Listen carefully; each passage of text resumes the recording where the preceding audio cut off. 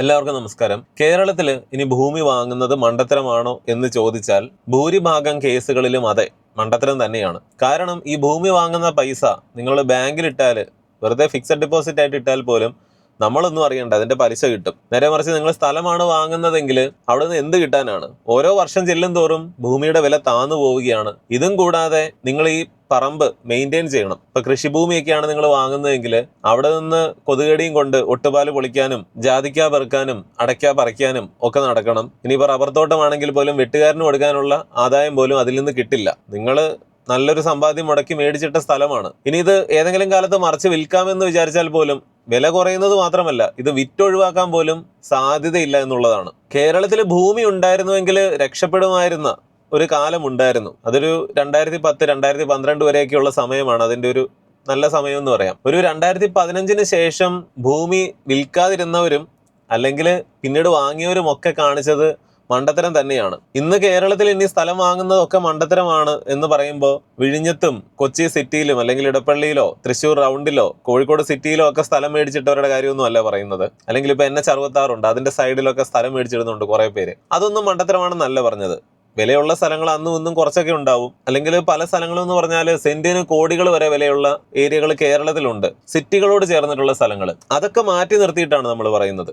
പൊതുവെ ഒരു സാധാരണക്കാരൻ പണ്ടെന്നൊക്കെ പറഞ്ഞു കഴിഞ്ഞാൽ അത്യാവശ്യം കാശ് കയ്യിൽ വന്നാൽ ഒരു സമ്പാദ്യം എന്നുള്ള രീതിയിൽ ആദ്യത്തെ സ്റ്റെപ്പ് സ്ഥലം വാങ്ങിച്ചിടുക എന്നുള്ളതാണ്. കാരണം ഭാവിയിൽ വില കൂടും, പിന്നീട് വേണമെങ്കിൽ മറിച്ച് വിൽക്കാം, അല്ലെങ്കിൽ അത് അവിടെ കിടന്നുകൊള്ളും, ആരും എടുത്തുകൊണ്ട് പോവില്ല എന്നൊക്കെയുള്ള ഒരു കൺസെപ്റ്റാണ്. അന്ന് അത് ശരിയായിരുന്നു. പക്ഷെ ഇനി കാലം മാറിയത് തിരിച്ചറിഞ്ഞ് ഇതിൽ നിന്ന് മാറി നിൽക്കേണ്ടത് അത്യാവശ്യമാണ്. കാരണം ഇന്നും കുറെ പ്രവാസികളൊക്കെ ഗൾഫിൽ നിന്ന് കഷ്ടപ്പെട്ട് കാശൊക്കെ ആയിട്ട് നാട്ടിൽ വന്നിട്ട് ഇവിടെ സ്ഥലം വാങ്ങുന്നത്, അത് കയ്യിൽ നിന്ന് ഉള്ളത് തികയാഞ്ഞിട്ട് ലോണും കൂടെ എടുത്ത് സ്ഥലം വാങ്ങിയിടുന്നവരുണ്ട്. കാരണം അല്ലെങ്കിൽ ഇത് വേറെ ആൾക്ക് പോകും എന്നൊക്കെ ബ്രോക്കർ പറയും. ഇതൊക്കെ കേട്ട് വിശ്വസിച്ച് ചാടിക്കേറി ആളുകളെ കാണിക്കാൻ വേണ്ടി സ്ഥലം വാങ്ങിയിടും. ഇതിന്റെ വില ഓരോ വർഷം ചെല്ലുന്തോറും കുറഞ്ഞു പോകും. ഇത് വിറ്റൊഴിവാക്കാൻ പോലും സാധിക്കാത്ത ഒരവസ്ഥയിലാണ്. ഇതിനോട് എതിർപ്പുള്ളവര് ഒന്ന് മനസ്സിലാക്കേണ്ട കാര്യം, നിങ്ങൾ വെറുതെ ഒന്ന് ആലോചിച്ച് നോക്കുക. പണ്ടൊക്കെ നമ്മുടെ കേരളത്തിൽ ഒരു 10 വർഷം മുമ്പ് പോലും പലരും റിയൽ എസ്റ്റേറ്റ് ബ്രോക്കർമാരാണ്, സ്ഥലത്തിന്റെ ഇടപാടാണ് പരിപാടി എന്ന് പറഞ്ഞ് അതൊരു പ്രൊഫഷൻ ആണ് എന്നുള്ള രീതിയിൽ നടന്നിരുന്നു. അവരിൽ കുറച്ച് പേരൊക്കെ നല്ല രീതിയിൽ കാശുണ്ടാക്കിയിട്ടുമുണ്ട്. അങ്ങനെയുള്ള എത്ര പേരെ ഇന്ന് കാണാനായിട്ട് സാധിക്കും? ചിലരൊക്കെ ഉണ്ട്, പക്ഷേ പേരിന് നടക്കുന്നു, ഒന്നും തന്നെ കിട്ടപ്പോരില്ല. കാരണം സ്ഥലം വിൽക്കലും വാങ്ങലും ഒക്കെ നടക്കുന്നില്ല എന്ന് തന്നെ പറയാം. പിന്നെയും ഭേദം കല്യാണ ബ്രോക്കറായിട്ട് നടക്കുന്നതാണ്. റിസൾട്ട് ഒന്നും ഉണ്ടാവില്ലെങ്കിലും അവർക്ക് അവരുടെ കാര്യങ്ങളൊക്കെ നടന്നു പോകുമെന്നുള്ളതാണ്. പഴയ തലമുറ എന്നൊക്കെ പറഞ്ഞാൽ കയ്യിൽ അത്യാവശ്യം കാശ് വന്നാൽ അത് ഭൂമിയാക്കി മാറ്റുക എന്നൊക്കെയുള്ളൊരു രീതിയാണെങ്കിൽ പുതിയ തലമുറയുടെ മനോഭാവത്തിലും മാറ്റങ്ങൾ വരുന്നുണ്ട്. അവര് കയ്യിൽ അത്യാവശ്യം സമ്പാദ്യം വന്നാൽ യാത്രകൾ പോവുക, ജീവിതം ആസ്വദിക്കുക എന്നൊക്കെയുള്ള ഒരു ലൈനിലേക്ക് മാറിയിട്ടുണ്ട്. പണ്ടത്തേതുപോലെ മുണ്ട് മുറുക്കി ഉടുത്ത് ഉള്ളതെല്ലാം ഇങ്ങനെ സമ്പാദിച്ച് വെച്ചിട്ട് അല്ലെങ്കിൽ ഏക്കർ കണക്കിന് സമ്പാദിച്ചിട്ട് അടുത്ത തലമുറയ്ക്ക് കൈമാറി പോകുന്ന ഒരു രീതിയൊക്കെ മാറി. നമ്മുടെ നാട്ടുമ്പുറങ്ങളിൽ തന്നെ നോക്കുക, കാരണവന്മാരൊക്കെ ഒരുപാട് കഷ്ടപ്പെട്ട് ഉണ്ടാക്കി പുതിയ തലമുറയ്ക്ക് ഇങ്ങനെ ഭൂമി കൊടുത്തവരൊക്കെ, അല്ലെങ്കിൽ അടുത്ത ജനറേഷൻ ഇതിന്റെ ഒന്നും വില അറിയാതെ അത് വിറ്റ് തുലച്ച് കള്ളും കുടിച്ച് ചീട്ടും കളിച്ച് ഇതൊക്കെ നശിപ്പിച്ച എത്രയോ ഉദാഹരണങ്ങൾ നമ്മുടെ നാട്ടുമ്പുറങ്ങളിലുണ്ട്. എന്തിന് ഈ പരിപാടിക്ക് നിൽക്കുന്നു? വേണ്ട കാര്യങ്ങളൊക്കെ ചെയ്യുക. അല്ലാതെ ഒരു ഇൻഹെറിറ്റൻസ് പോലെ ഈ പ്രോപ്പർട്ടി മുഴുവൻ അടുത്ത തലമുറയ്ക്ക് കൊടുക്കാൻ വേണ്ടിയിട്ട് സ്വന്തം ജീവിതം മുഴുവൻ ത്യജിച്ച് ഇങ്ങനെ സ്ഥലം വാങ്ങിയിടുന്ന കലാപരിപാടിയൊക്കെ അവസാനിച്ചിട്ട് കുറച്ചു കാലമായി. വരും കാലത്ത് അങ്ങനെ അധികം ഒന്നും ഉണ്ടാവില്ല. കേരളം നശിച്ചു മുടിഞ്ഞു, ഇവിടെ ഒരു കാര്യവും നടക്കില്ല എന്നുള്ളത് അല്ല ഇതിന്റെ പ്രധാനപ്പെട്ട കാരണം. എല്ലാവർക്കും അത് കേൾക്കാനാണല്ലോ ഇഷ്ടം. പക്ഷേ എന്തുകൊണ്ട് ഇത് സംഭവിക്കുന്നു? പഴയ തലമുറ മനസ്സിലാക്കാത്ത ഒരു കാര്യമുണ്ട്. കാലം എങ്ങനെയാണ് മാറുന്നത്, അല്ലെങ്കിൽ പുതിയ തലമുറ എങ്ങനെയാണ് ജീവിക്കാൻ പോകുന്നത്. നിങ്ങൾ വെറുതെ ഒന്ന് മനസ്സിലാക്കാനായിട്ട് ചിന്തിച്ചു നോക്കുക. പുതിയ പിള്ളേര് പഠിത്തം കഴിഞ്ഞ് ജോലിക്ക്, അതായത് യൂറോപ്പിലേക്ക് പോകുന്നതോ ഗൾഫിലേക്ക് പോകുന്നതോ ഒന്നും അല്ല പറയുന്നത്, ഇവിടെ തന്നെ നിൽക്കുന്ന പിള്ളേരും ഉണ്ടല്ലോ. അവരിൽ എത്ര പേര് അവരുടെ നാട്ടിൽ തന്നെ അല്ലെങ്കിൽ വീടിനോട് അടുത്ത് തന്നെ ജോലി ചെയ്യുന്നവരുണ്ട്? വളരെ കുറച്ചേ ഉള്ളൂ. കാരണം കേരളത്തിന്റെ പ്രത്യേകത അറിയാമല്ലോ, ഇവിടെ ഒരു സംരംഭങ്ങൾ തുടങ്ങാനും സമ്മതിക്കത്തില്ല, ഉള്ളത് തന്നെ മറ്റ് സ്റ്റേറ്റുകളിലേക്ക് ഓടിക്കും. അതുകൊണ്ട് തന്നെ നമ്മുടെ പിള്ളേർക്ക് പഠിത്തം കഴിഞ്ഞാൽ ജോലിക്ക് വേണ്ടി കേരളം വിടേണ്ടി വരികയാണ്. മറ്റു പല സിറ്റികളിലേക്കും, ഹൈദരാബാദ്, മുംബൈ, ചെന്നൈ, ബാംഗ്ലൂര്, അഹമ്മദാബാദ് ഇങ്ങനെയൊക്കെ തുടങ്ങിയിട്ട് ഒരുപാട് പ്രധാനപ്പെട്ട ഇന്ത്യൻ സിറ്റികളിലേക്കാണ് കേരളത്തിലെ യുവജനങ്ങൾ, നാട്ടിൽ നിൽക്കുന്നവർ പോലും പോകുന്നത്. ഇനിയിപ്പോൾ കേരളത്തിലാണെങ്കിലും ഇപ്പോൾ info park, techno park, IT പ്രൊഫഷണൽസിന്റെ കാര്യം അങ്ങനെ. അല്ലാതെ എല്ലാവരും തന്നെ പ്രധാന സിറ്റികളിലാണ് അവരൊക്കെ ജോലി ചെയ്യേണ്ടി വരുന്നത്. അതായത് നമ്മുടെ ഒരു ജീവിതം എന്ന് പറഞ്ഞാൽ ഭാവിയിൽ ഈ ഗ്രാമങ്ങളിൽ നിന്ന് തീർത്തും ഇല്ലാതായിട്ട് സിറ്റികളിലേക്ക് തന്നെ ആവും. ഗ്രാമങ്ങൾ കാലിയാവുകയാണ്. നാട്ടിലിറങ്ങിയാൽ സ്കൂളിലും കോളേജിലും അല്ലാതെ പിള്ളേരെ കാണാനില്ല, യുവജനങ്ങളെ കാണാനില്ല എന്ന് പറയുമ്പോൾ അതെല്ലാവരും യൂറോപ്പിലേക്ക് പോകുന്നതുകൊണ്ടല്ല. ഗൾഫിലേക്ക് പോകുന്നവരുടെ എണ്ണം ഇന്ന് കുറഞ്ഞു. ശരിക്കും പിള്ളേരെ കാണാനില്ലാത്ത ഇതുകൊണ്ടാണ്. അവർക്ക് ജോലി കിട്ടണമെങ്കിൽ ഒന്നെങ്കിൽ സിറ്റികളിലേക്ക് പോകണം, കേരളത്തിലെ തന്നെ, അല്ലെങ്കിൽ ഇന്ത്യയിലെ തന്നെ മറ്റു പല സ്റ്റേറ്റുകളിലേക്കും പോകണം, അവിടുത്തെ സിറ്റികളിലേക്ക് പോകണം. ഇതേ കാര്യമാണ് ഇന്ത്യയിലെ എല്ലാ സ്റ്റേറ്റുകളിലും നടക്കുന്നത്. അതായത് നാട്ടിൽ ആരും ഉണ്ടാകില്ല, ഗ്രാമങ്ങളിലൊന്നും ഇനി ആരും തന്നെ ഉണ്ടാവില്ല. ഇപ്പൊ പ്രായമായിട്ടിരിക്കുന്ന പേരൻസ് അല്ലെങ്കിൽ വയസ്സായ തലമുറയൊക്കെ അവരുടെ കാലത്തിന് ശേഷം ഗ്രാമങ്ങളൊക്കെ കാലിയാകുമെന്നുള്ളതാണ്. ഇത് വിശ്വാസം വരാത്തവർക്ക് ഒരു സിമ്പിൾ ആയിട്ടുള്ള ഒരു കണക്ക് പെട്ടെന്ന് പറയാം. 40 വർഷങ്ങൾക്ക് മുൻപ് ചൈനയിലെ 70% ആളുകളും ജീവിച്ചിരുന്നത് ഗ്രാമങ്ങളിലാണ്. 30% ആളുകൾ മാത്രമാണ് ചൈനയിലെ സിറ്റികളിൽ ജീവിച്ചിരുന്നത്. എന്നാൽ ഈ വർഷമാകുമ്പോഴേക്കും ഇതെങ്ങനെയാണെന്നറിയാമോ?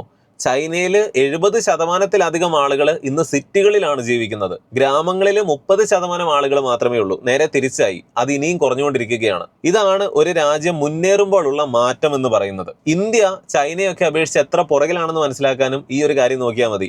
ഇന്ത്യയിൽ ഇപ്പോഴും 30% ആളുകൾ മാത്രമേ സിറ്റികളിലുള്ളൂ, 70% ആളുകളും ഗ്രാമങ്ങളിലാണ്. എന്നാൽ ഇത് അതിവേഗം മാറുകയാണ്. ഇന്ന് മേജർ എക്കണോമികളിൽ ഏറ്റവും GDP ഗ്രോത്ത് റേറ്റ് ഉള്ള ഒരു രാജ്യമാണ് ഇന്ത്യ. നല്ല രീതിയിൽ ഇന്ത്യ മാറുന്നുണ്ട്. തമിഴ്നാട്ടിൽ എന്താണ് സംഭവിക്കുന്നതെന്ന് മാത്രം നോക്കിയാൽ മതി. കേരളം ഇങ്ങനെ കിടക്കുന്നുണ്ട്. നമ്മൾ പല വീഡിയോകളും ചെയ്തതാണ്, അതിലേക്ക് പോകുന്നില്ല. ഇവിടങ്ങളിലൊക്കെ സംഭവിക്കുന്നത് എന്താണ്? ഒരു സ്പോഞ്ച് വലിച്ചെടുക്കുന്നു എന്ന് പറയുന്നത് പോലെ ഈ ഗ്രാമങ്ങളൊക്കെ കാലിയാവുകയും സിറ്റികളിലേക്ക് ആളുകൾ ഇങ്ങനെ ചേക്കേറുകയും ചെയ്യുകയാണ്. ഏതാനും വർഷങ്ങൾക്കപ്പുറം തന്നെ നമ്മുടെ ഈ നാട്ടുംപുറങ്ങളൊക്കെ ശൂന്യമാവുകയും അവിടെ വയസ്സായവർ മാത്രം അവശേഷിക്കുകയും പിന്നീട് അവരുടെയും കാലം കഴിയുമ്പോൾ തികച്ചും ശൂന്യമായിട്ട് മാറുകയും ചെയ്യും. ആളുകളെല്ലാം ഒരു നാഗരികതയിലേക്ക് അല്ലെങ്കിൽ സിറ്റി ലൈഫിലേക്ക് മാറുകയാണ്. പുതിയ തലമുറ മുഴുവൻ സിറ്റികളിലും അതിനോടനുബന്ധിച്ചിട്ടുള്ള സ്ഥലങ്ങളിലും ഒക്കെ ആയിരിക്കും ജോലി ചെയ്യുന്നത്. ജോലി എന്ന് പറയുന്നത് അല്ലെങ്കിൽ കരിയർ എന്ന് പറയുന്നത് പ്രധാനപ്പെട്ട ഒരു കാര്യമായിരിക്കും. അതിനായിരിക്കും ഫസ്റ്റ് പ്രയോറിറ്റിയും പുതിയ ആളുകൾക്ക്. പണ്ടെന്ന് പറഞ്ഞാൽ എന്തുകൊണ്ടാണ് ആളുകൾ ഇങ്ങനെ ഗ്രാമങ്ങളിൽ നിന്നിരുന്നത്? ഒരു വീടുണ്ടാകും, അതിനോടനുബന്ധിച്ച് കൃഷി ഉണ്ടാകും, കന്നുകാലികൾ ഉണ്ടാവും, അവിടെ നിന്നുള്ള ആദായം, അല്ലെങ്കിൽ റബ്ബർ വെട്ടിയിട്ടാണെങ്കിലും ആ കാലമൊക്കെ പോയി. അങ്ങനെ കാലിയാകാൻ പോകുന്ന ഗ്രാമപ്രദേശങ്ങളിലും അല്ലെങ്കിൽ സിറ്റികൾ ഒഴിച്ചിട്ടുള്ള സ്ഥലങ്ങളിലും ഒക്കെ നിങ്ങൾ സ്ഥലം മേടിച്ചിട്ടിട്ട് ഒരു കാര്യവുമില്ല. വെറുതെ അത് അവിടെ കടന്നു പോകും എന്നുള്ളതാണ് നിങ്ങളുടെ കാലശേഷം. എന്തുകൊണ്ട് പൊതുവെ സ്ഥലം വാങ്ങുന്നത് മണ്ടത്തരാണെന്ന് പറഞ്ഞാൽ ഒരു കാര്യം, ലോ ലിക്വിഡിറ്റി ആണ്. നിങ്ങളിത് കാശ് മുടക്കി മേടിച്ചു കഴിഞ്ഞാൽ ആവശ്യം വന്നാൽ ഇത് വിൽക്കാൻ സാധിക്കുമെന്ന് പോലും ഉറപ്പില്ല. വില കിട്ടുമെന്നുള്ളത് മാത്രമല്ല, വിൽപ്പന പോലും നടക്കണമെന്ന് ഉറപ്പില്ല. Land appreciation. കുറച്ചു നാൾ മുമ്പ് ഒരു സെന്റ് സ്ഥലത്തിന് ഇപ്പൊ എവിടെയെങ്കിലും ഒരു 1 ലക്ഷം രൂപ, ഒരു 5 വർഷത്തിന് ശേഷം പോലും ഇപ്പോഴും 1 ലക്ഷം തന്നെയാണ് വിലയുള്ളതെങ്കിൽ വില കുറഞ്ഞു എന്നാണ് അർത്ഥം, പഴയ വിലയുണ്ടെന്നല്ല. കാരണം രൂപയുടെ മൂല്യം കുറഞ്ഞു, ഇൻഫ്ലേഷൻ, വിലക്കയറ്റം, ജീവിത ചെലവുകൾ കൂടി. പണ്ട് 1 ലക്ഷം നിന്നെടുത്ത് ഇപ്പോൾ 1.5 അല്ലെങ്കിൽ 2 ലക്ഷം ആയാൽ മാത്രമേ വില കുറഞ്ഞില്ല എന്ന് പോലും പറയാനായിട്ട് സാധിക്കുകയുള്ളൂ. ദയനീയമായ രീതിയിലേക്കാണ് ഭൂമിയുടെ വില പോകുന്നത്. ഇത് മനസ്സിലാക്കണം. ചിലരൊക്കെ ഒരു ചെറിയ വീട് പണിയാൻ അല്ലെങ്കിൽ ലോണൊക്കെ എടുത്തിട്ടാണെങ്കിൽ പോലും കുറച്ച് പ്ലോട്ടായിട്ട് സ്ഥലം മേടിക്കാനും ഒക്കെ ചെല്ലുമ്പോൾ ചിലര് വലിയ വിലയാണ് പറയുന്നത്. ആ വിലയുള്ളത് അവരുടെ മനസ്സിൽ മാത്രമാണ്. ആ വിലയ്ക്ക് പറഞ്ഞുകൊണ്ടിരുന്നാൽ വിൽപ്പന നടക്കില്ല, അതാണ് സത്യം. എവിടെയെങ്കിലുമൊക്കെ സ്ഥലം വിൽപ്പന നടക്കുന്നുണ്ടെങ്കിൽ അവരെത്രയ്ക്കാണ് കൊടുത്തത് എന്ന് അന്വേഷിക്കുക. അവരൊരു പക്ഷേ ഗതി കിട്ടിട്ട് അല്ലെങ്കിൽ പൈസയ്ക്ക് അത്രയ്ക്ക് അത്യാവശ്യം ഉണ്ടായിരിക്കും. പലരുടെയും കേസിൽ വിദേശത്ത് നിന്ന് മക്കളൊക്കെ വന്നു നിന്നിട്ട് ഈ പേരൻസിന്റെ ഭൂമിയൊക്കെ വളരെ പെട്ടെന്ന് കിട്ടുന്ന വിലയ്ക്ക് വിറ്റൊഴിവാക്കേണ്ടത് ആവശ്യമായിരിക്കും. എന്നിട്ട് വേണം അവർക്ക് അവിടെയുള്ള കാര്യങ്ങൾ സെറ്റിൽഡ് ആക്കാനായിട്ട്. അല്ലെങ്കിൽ ജപ്തിയുടെയൊക്കെ വക്കിലെത്തിയ ചില ആളുകൾ കിട്ടുന്ന വിലയ്ക്ക് വിൽക്കാറുണ്ട്. അങ്ങനെ നടക്കുന്ന ചില വിൽപ്പനകളുണ്ട്. ആ ഭൂമിയുടെ വില എന്താണോ അതാണ് യഥാർത്ഥത്തിലുള്ള വില. അതിന് കൊടുക്കാമെങ്കിൽ വിൽപ്പന നടക്കും. അല്ലാതെ വലിയ വിലയും പറഞ്ഞുകൊണ്ടിരുന്നു കഴിഞ്ഞാൽ റിയാലിറ്റി എന്താണ് എന്ന് പലരും അക്സെപ്റ്റ് ചെയ്യുന്നില്ല എന്നുള്ളതാണ്. പിന്നെ ചില ആളുകൾ പറയാറുണ്ട് വലിയ വീടും പറമ്പും ഒക്കെ നിസ്സാര വിലയ്ക്ക് ഇപ്പോൾ ഈ യൂറോപ്പിലേക്കൊക്കെ പോകുന്ന പ്രവണത കൊണ്ട് ചിലയിടത്തൊക്കെ കിട്ടാനുണ്ട്. അവിടെ ചെന്ന് കഴിഞ്ഞാൽ വലിയ വിലയാണ് ചോദിക്കുന്നത് എന്നൊക്കെ പറഞ്ഞു കഴിഞ്ഞാൽ വാങ്ങുന്നവരും ഒരു കാര്യം മനസ്സിലാക്കണം, നിങ്ങൾക്ക് ഒന്നുമില്ലെങ്കിൽ വളരെ തുച്ഛമായ തുകയ്ക്ക് ലോട്ടറി അടിക്കുന്നത് പോലെ ഭൂമി കിട്ടും എന്നൊക്കെ പറഞ്ഞു കഴിഞ്ഞാൽ അതും നടക്കണമെന്നില്ല. ഒരു മിനിമം വിലയൊക്കെ കൊടുക്കണ്ടേ? ഈ സ്ഥലം മേടിച്ചിട്ടാൽ പോരല്ലോ, ഇത് മെയിൻ്റനൻസ് ചെയ്യുക എന്ന് പറഞ്ഞാൽ ഇപ്പൊ പറമ്പൊക്കെയാണ് മേടിക്കുന്നതെങ്കിൽ പലയിടത്തും കേരളത്തിൽ അതിർത്തി തർക്കങ്ങളാണ്. പറമ്പ് മുഴുവൻ കാലിയായിട്ട് കിടന്നാലും അതിരയിൽ കൊണ്ടുപോയി മരം വെക്കുക എന്നുള്ളത് പണ്ട് മുതലേ കേരളത്തിലുള്ള ഒരു കലാപരിപാടിയാണ്. അങ്ങനെ അതിർത്തി തർക്കങ്ങൾ. പിന്നെ ചില ആളുകൾ കയ്യിൽ കാശ് വരുമ്പോൾ സ്ഥലം മേടിക്കും. അതായത് ഏതെങ്കിലുമൊക്കെ ചെറിയ ജംഗ്ഷൻ ഒക്കെ ആയിരിക്കും, അവിടെയൊക്കെ സ്ഥലം മേടിച്ചിട്ട് ലോൺ എടുത്തിട്ടോ ഒക്കെ വലിയ കെട്ടിടങ്ങൾ പണിയും. എന്നിട്ട് ഇത് റെന്റിന് കൊടുത്തിട്ട് പണം ഉണ്ടാക്കുക എന്നുള്ളതാണ് അവരുടെ ഉദ്ദേശം. പ്രധാനപ്പെട്ട സ്ഥലങ്ങളിലൊക്കെ അത് വമ്പൻ പരിപാടി തന്നെയാണ്. അത്രയും ലാഭമുള്ള അല്ലെങ്കിൽ ഇങ്ങനെ റെന്റ് കിട്ടുക എന്ന് പറഞ്ഞാൽ അത്രയും നല്ലൊരു പരിപാടിയില്ല. പക്ഷെ ഇത് കണ്ടിട്ട് ഏതെങ്കിലുമൊക്കെ തട്ടിക്കൂട്ട് സ്ഥലങ്ങളിൽ അല്ലെങ്കിൽ ഒരു കാര്യമൊന്നും ഇല്ലാത്ത ജംഗ്ഷനിലൊക്കെ നിങ്ങൾ വലിയ കെട്ടിടം പണിത് റെന്റിന് കൊടുക്കാൻ നോക്കിക്കഴിഞ്ഞാൽ എത്ര കെട്ടിടങ്ങളാണ് അങ്ങനെ കേരളത്തിൽ തലങ്ങും വിലങ്ങും കിടക്കുന്നത്. പണിതിടും, ആരും എടുക്കുന്നുണ്ടാവില്ല. അത്രയും ഉയർന്ന തുകയാണ് ചോദിക്കുന്നത്. കാരണം ലോൺ എടുത്തൊക്കെ ആയിരിക്കും ഈ കെട്ടിടം പണിതത്. ഇനി ചിലരൊക്കെ എന്തെങ്കിലുമൊക്കെ ഷോപ്പുകൾ അവിടെ തുടങ്ങിയാലും വളരെ പെട്ടെന്ന് അത് നിർത്തിപ്പോവും. കാരണം ആളില്ല, തിരക്കില്ല. അതുപോലെയുള്ള സ്ഥലങ്ങളിൽ മാത്രം അതായത് വളരെ വിലയുള്ള വളരെ തിരക്കുള്ള സിറ്റികളുടെയൊക്കെ ഭാഗങ്ങളിലൊക്കെ മാത്രം ഇതുപോലെ പ്ലോട്ടുകളൊക്കെ വാങ്ങി കെട്ടിടം പണിയാനും വാടകയ്ക്ക് കൊടുക്കാനും ശ്രമിക്കുക. അല്ലെങ്കിൽ ഏതെങ്കിലും ഒരു സ്ഥലത്ത് ഭാവിയിൽ ഒരു വമ്പൻ പ്രോജക്റ്റ് വരും എന്നൊക്കെ നിങ്ങൾക്ക് ഉറപ്പുണ്ടെങ്കിൽ ഈ പറയുന്ന കാര്യങ്ങളും ചെയ്യാവുന്നതാണ്. അങ്ങനെ ഒരു റിസ്ക് എടുക്കാം. അതല്ലാതെ കേരളത്തിൽ ഏതെങ്കിലും നാലും കൂടിയ ജംഗ്ഷനിൽ കെട്ടിടം പണിത് റെന്റിന് കൊടുത്ത് പണം ഉണ്ടാക്കാം. അതായത് ഈ കൃഷി ചെയ്യാനൊക്കെ അല്ലാതെ ഇങ്ങനെയും ഭൂമി വാങ്ങുന്നവരുണ്ടല്ലോ. ഇത്തരത്തില് ഭൂമി അനുബന്ധമായിട്ട് ചെയ്യുന്ന പല കാര്യങ്ങളും മണ്ടത്തരങ്ങളിലേക്ക് പോകുന്നതായിട്ടാണ് ഇന്ന് പൊതുവെ കാണുന്നത്. അതിനാണ് ഈ ഉദാഹരണം പറഞ്ഞത്. പിന്നെ ഇതിനെല്ലാം പുറമെയാണ് ഗവൺമെന്റിന്റെ നയങ്ങളും ഒക്കെ ഒരുപാട് പ്രശ്നമായിട്ട് വരുന്നത്. സ്റ്റാമ്പ് ഡ്യൂട്ടി ആണെങ്കിലും രജിസ്ട്രേഷൻ ഫീസ് ആണെങ്കിലും പ്രോപ്പർട്ടി ടാക്സ് ആണെങ്കിലും ഒക്കെ ഇതൊക്കെ പ്രതികൂലമായിട്ടാണ് നിൽക്കുന്നത്. പിന്നെ ഇതിനൊക്കെ മെനക്കെടും സ്ഥലം വാങ്ങാനായിട്ട്? ഈ കൃഷി ചെയ്തിട്ട് കാര്യമില്ല എന്നൊക്കെ പറയുമ്പോൾ കൈലിയും മടക്കി കുത്തി പറമ്പിലോട്ട് ഇറങ്ങി കിളയ്ക്കുന്നതാണ്, അല്ലെങ്കിൽ ആ പഴയ രീതിയിലുള്ള കൃഷിയാണ് നിങ്ങളുടെ മനസ്സിലുള്ളതെങ്കിൽ അതല്ല ഇന്ന് നടക്കുന്നത്. വികസിതമായ പല രാജ്യങ്ങളിലും, ഇപ്പോൾ യൂറോപ്യൻ രാജ്യങ്ങളിലാണെങ്കിലും ചൈനയിൽ പോലും എല്ലാം ഓട്ടോമേഷൻ ആണ്. അത്രമാത്രം ആയിരക്കണക്കിന് ചതുരശ്ര കിലോമീറ്റർ ഒക്കെയാണ് കൃഷി നടക്കുന്നത്. ഇതൊക്കെ ട്രാക്ടർ ഓടുന്നുണ്ടാവും. എല്ലാം തന്നെ നമ്മുടെ ഈ ടെസ്ലയുടെ ഡ്രൈവർ ഇല്ലാത്ത കാർ എന്നൊക്കെ പറയുന്നത് പോലെ എല്ലാം വിദൂരത്തിൽ നിന്ന് നിയന്ത്രിക്കുന്നതാണ്. ആളുകളൊന്നുമില്ല. പലരും ഡ്രോൺ ഉപയോഗിച്ചിട്ടാണ് കീടനാശിനി പ്രയോഗിക്കുന്നത്. ആളുകൾ വളരെ കുറച്ച് മതി എന്നുള്ളതാണ്. ഇങ്ങനെ വമ്പൻ സെറ്റപ്പിലാണ് കൃഷിയൊക്കെ നടക്കുന്നത്. എന്തിന് നമ്മുടെ തമിഴ്നാട്ടിലേക്ക് ഒന്ന് പോയാലും മനസ്സിലാവും എങ്ങനെയാണ് പ്രൊഫഷണൽ ആയിട്ട് കൃഷി ചെയ്യേണ്ടത്. സാധാരണക്കാർ തന്നെയാണ് ചെയ്യുന്നത്. കേരളത്തിൽ യഥാർത്ഥത്തിലുള്ളതെന്ന് പറഞ്ഞാൽ ഈ ജാമ്പവാന്റെ കാലത്തെ രീതിയിലുള്ള കൃഷി രീതികളാണ്.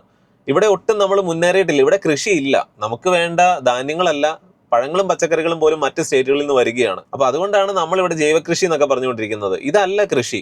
അല്ലാതെ ഇങ്ങനെ കൃഷി ചെയ്തിട്ടൊന്നും കാര്യമൊന്നുമില്ല. അപ്പോൾ AI അല്ലെങ്കിൽ ഓട്ടോമേഷൻ ഒക്കെ ഭാവിയിൽ ഏറ്റവും അധികം പിടിമുറുക്കാൻ പോകുന്നതെന്ന് പറഞ്ഞാൽ കാർഷിക രംഗത്തെ തന്നെയാണ്. അല്ലാതെ നിങ്ങൾ തൂമ്പയും എടുത്ത് പോയി കിളയ്ക്കുന്നതല്ല കൃഷി.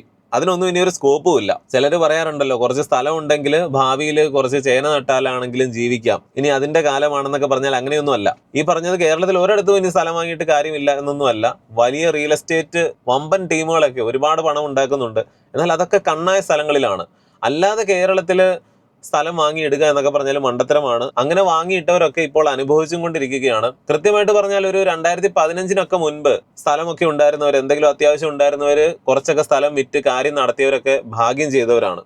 കാരണം അവർക്ക് ആ നല്ല സമയത്ത് വിൽക്കാൻ പറ്റി സ്ഥലം. നേരെ മറിച്ച് അന്നത് കെട്ടിപ്പിടിച്ചുകൊണ്ടിരുന്നാൽ ഇന്ന് ഒരു കാര്യവും ഇല്ലാത്ത രീതിയിൽ, അതായത് കാര്യങ്ങൾ നടക്കില്ല, കടബാധ്യതകൾ കൂടാം, ഈ കാര്യങ്ങളൊക്കെ പറഞ്ഞ് പണ്ട് നമ്മളൊരു വീഡിയോ ചെയ്തതാണ്. കേരളത്തിലേന്നല്ല, ഇന്ത്യയിലേന്നല്ല, ലോകത്തില് പുരോഗമിക്കുന്ന രാജ്യങ്ങളിലൊക്കെ എങ്ങനെയാണ് മാറ്റങ്ങൾ വരുന്നത്. ഈ ഗ്രാമങ്ങളൊക്കെ കാലിയാവുകയും സിറ്റികളിലേക്ക് ആളുകൾ പോവുകയും ചെയ്യുന്ന ഒരു പ്രവണതയാണ് ഇന്ന് കണ്ടുവരുന്നത്. വരും കാലത്തെന്ന് പറഞ്ഞാൽ പഴയകാല കേരളത്തിലേതുപോലെ എല്ലാവരും ഒരു വീട്ടിൽ കുറച്ചെങ്കിലും കൃഷി ചെയ്യണം എന്നൊന്നും ഉണ്ടാവില്ല. ഇപ്പൊ തന്നെ ഇല്ല. എല്ലാവരും ഡോക്ടർമാരല്ല, എല്ലാവരും എഞ്ചിനീയർമാരല്ല. ഓരോരുത്തരും അവരവരുടെ ഫീൽഡിൽ ജോലി ചെയ്യുന്നു. അതുപോലെ കൃഷി ചെയ്യാനായിട്ട് അങ്ങനെയുള്ള ആളുകൾ ഉണ്ടാവും. അവരാണ് കൃഷിയിൽ ശ്രദ്ധിക്കേണ്ടത്.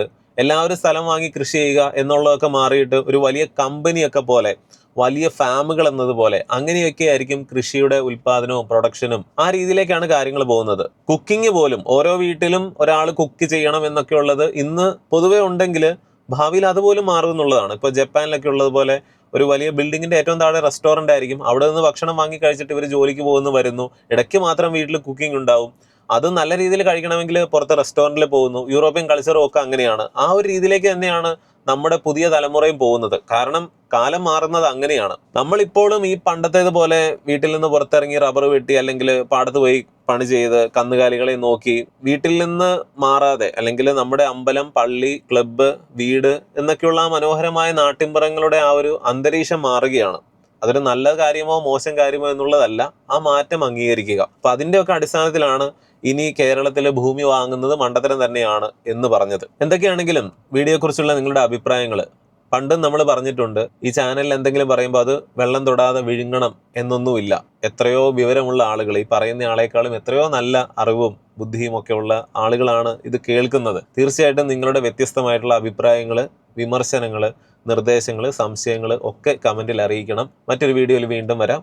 നന്ദി, നമസ്കാരം.